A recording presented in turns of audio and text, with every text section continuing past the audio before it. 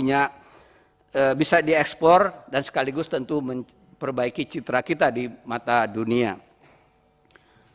Nah, tadi Pak Bambang juga menceritakan dan Pak Amin juga menyampaikan, Bio Farma katanya agak ragu-ragu Pak, jikalau itu akan menggunakan platform mamalia base. Dan malahan Pak Amin mengatakan itu baru akan Desember 2021. Dengan demikian, apakah ini tidak mengganggu timetable yang sudah direncanakan oleh peneliti vaksin Nusantara? Nah, yang saya tidak melihat dari presentasi vaksin Nusantara, tadi cuma diceritakan kelebihannya atau keunggulannya, tapi tidak diungkap apa sih kelemahannya dibandingkan dengan vaksin lain. Dengan demikian kalau diceritakan kepada kita ini keunggulannya, ini kekurangannya, ini kelemahannya, kita punya perbandingan untuk melihat vaksin Nusantara di satu sisi dan vaksin merah putih di sisi lain.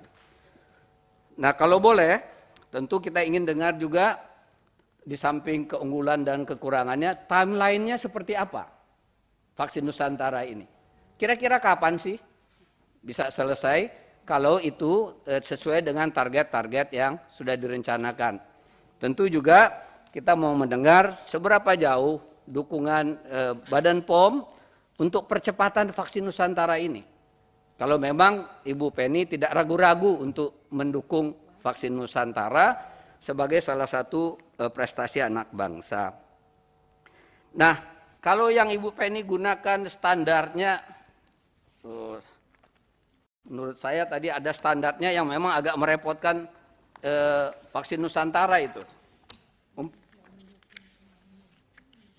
Umpamanya disebutkan standarnya adalah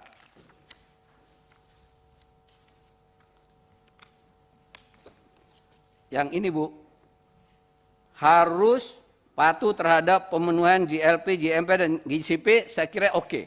Saya kira itu standar yang normal untuk sebuah penelitian.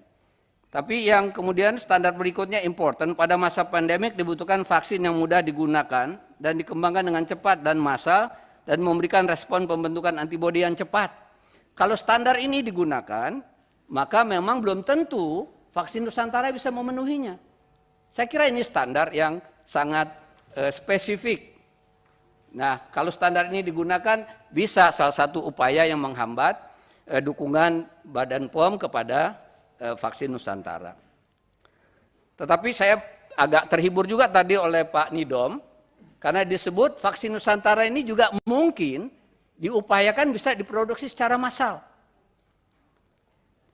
Nah, ini tentu suatu tantangan buat bapak-bapak yang melakukan penelitian vaksin Nusantara. Selama ini saya berpikir, salah satu keunggulan vaksin Nusantara yang bisa kita jual di tengah publik yang sekarang sedang sebahagian yang ragu, Prof. Bambang, terhadap vaksin yang kita punya, adalah kehalalannya.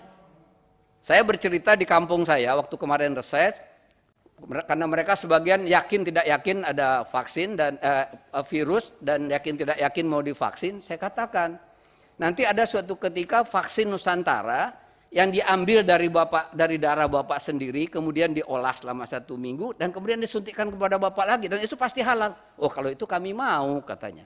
Nah, ini suara rakyat paling bawah lah, kira-kira begitu Prof, tentang vaksin yang saya ceritakan, walaupun saya tidak menyebutnya bahwa itu vaksin Nusantara. Nah, yang penting menurut saya, harapan kepada Bu Penny adalah bukan hanya sekedar mengawasi, tapi juga kalau bisa pendampingan Bu, supervisi. Walaupun kami tahu Ibu Penny tidak bekerja sendiri, ada tim penilai. Tapi kan di samping Ibu mengawasi kan juga sebetulnya memberi saran-saran kan bisa. Sehingga standar-standar yang ditentukan oleh Badan POM untuk kelayakan satu vaksin bisa dilakukan. Saya kira tidak haram hukumnya jika Ibu juga memberikan guidance sejauh itu tidak mengintervensi atau mengganggu independensi Ibu untuk melakukan penilaian terhadap penelitian itu. Saya kira ini yang penting yang menurut saya perlu kita dapatkan pada pertemuan ini, sehingga vaksin merah putih dan vaksin Nusantara kita pacu dan kita dorong untuk cepat-cepatanlah mana yang bisa dinikmati oleh bangsa ini. Prof. Nidom mengatakan tadi vaksin Nusantara juga cepetan dong, karena itu sebetulnya lagi disalib oleh penelitian yang sedang dilangsungkan di Cina. Nah, mudah-mudahan dengan informasi Prof. Nidom tadi itu, Ibu Penny juga bersemangat untuk mendorong 2 vaksin kita ini yang merupakan aset dan sekaligus prestasi anak bangsa. Prof. Bambang, sebelum selesai Pak, kami kemarin ke Gajah Mada mencoba genos itu Pak. Ini soal lain ini, tapi saya ingin titipkan. Dan sepertinya itu akan mempercepat testing Pak, bagi masyarakat kita yang mau naik kereta, naik pesawat, kalau kemudian itu bisa diakui sebagai alat.